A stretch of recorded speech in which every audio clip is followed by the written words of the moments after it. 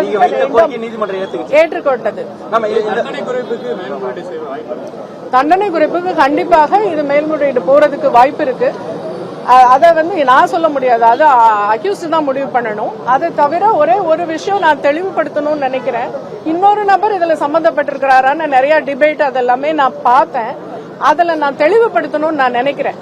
முதல்ல எங்களை பொறுத்த வரைக்கும் அந்த அக்யூஸ்டுடைய போன் தான் வெப்பன் ஆஃப் த கேஸ். அந்த போனை ஃபாரன்சிக் எவிடன்ஸ்க்கு நாங்க அனுப்புறோம்.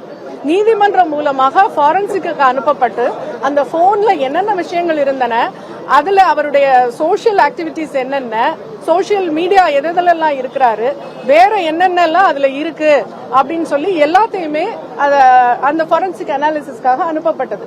அதுல குறிப்பாக அந்த சம்பவ தினம் 23ஆம் தேதி அந்த போனுடைய நடவடிக்கை என்ன அப்படின்னு ஃபாரன்சிக் லேப் அனலைஸ் பண்ணி அந்த போன் பிளைட் மோட், அதாவது ஏரோப்ளேன் மோடுல போடப்பட்டது அப்படிங்கறத FSL ஃபாரன்சிக் சயின்ஸ் லேபரட்டரி ரிப்போர்ட்டாக ஆவணமாக நீதிமன்றத்தில் தாக்கல் செய்துள்ளது.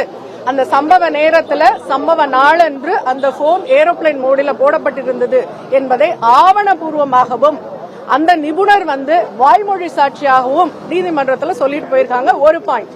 செகண்ட் பாயிண்ட் என்ன நான் சொல்லணும்னு நினைக்கிறேன்னா, அது அவனுடைய போன் ஏர்டெல் சிம்.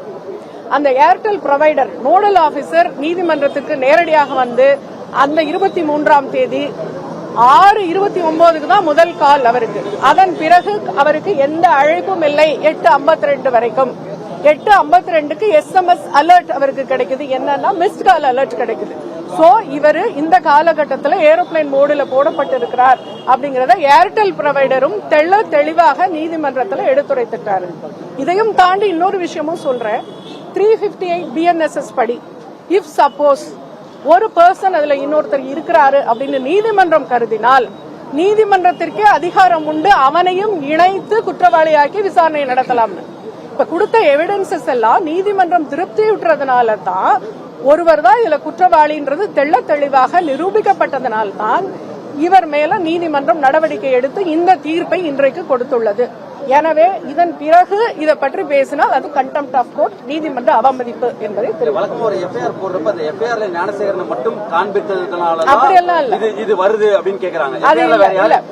எஸ்ஐடியுடைய புலன் விசாரணை பிரமாதமாக இருந்ததுங்க. புலன் விசாரணையில நூல் இழைய கூட அவங்க விடல, எல்லாத்தையும் கிளீனா புலன் விசாரணை பண்ணிட்டாங்க. இப்ப நான் சொன்ன எவிடன்ஸுக்கு மேல உங்களுக்கு என்ன வேணும்? அவ்வளவு தெளிவான எவிடன்ஸ் கொடுத்துட்டாங்க. அதனால இதற்கு மேற்கொண்டு அதுல யாரும் இல்லை, யாரும் இருந்தாலும் கோர்ட்டுக்கு அதிகாரம் உண்டு. அதை விட ஹானரபிள் ஹை கோர்ட் டைரக்ஷன்ல எஸ்ஐடி ஃபார்ம் பண்ணப்பட்டது. அதனால இதுல ஒருவர் தான் குற்றவாளி அப்படின்னு எவிடென்ஷியரி ப்ரூஃப் கொடுக்கப்பட்டது. அதனால அவருக்கு தண்டனை கிடைத்தது. இது போக இதுல இல்லைன்னு உங்களுக்கு புரியலையா? அதுதான் இவர் ஒருத்தர் தான் இருக்கிறாரு. அந்த பெண்ணே ரிங்டோன் ஏதாவது வந்துதான்னு கேட்டப்ப அந்த பொண்ணு இல்ல அப்படின்னு பாதிக்கப்பட்ட பெண்ணே சொல்லிட்டாங்க. அதாவது அவளை ஏமாத்துறதுக்காக, தானும் ஒரு யூனிவர்சிட்டி ஸ்டாஃப்னு ஏமாத்துறதுக்காக போட்ட நாடகம் தான் அதுங்கிறத ஆவணபூர்வமா மட்டும் இல்ல அறிவியல் பூர்வமாகவும் இதை நிரூபிச்சாச்சு. அது போக இதுல ஒரு சிறப்பான விஷயம் என்ன காமனா நான் சொல்லணும்னு நினைக்கிறேன்னா, பெண்கள் இந்த மாதிரி துணிஞ்சு புகார் கொடுக்கணும். பெண்கள் பயந்துட்டு அநீதி இழைச்சவனுக்கு பயந்துகிட்டு அப்படி உட்காரக்கூடாது. அந்த பெண் துணிச்சலா கொடுத்ததுனால இன்றைக்கு அவனுக்கு அந்த தண்டனை கிடைக்கப்பட்டிருக்கு.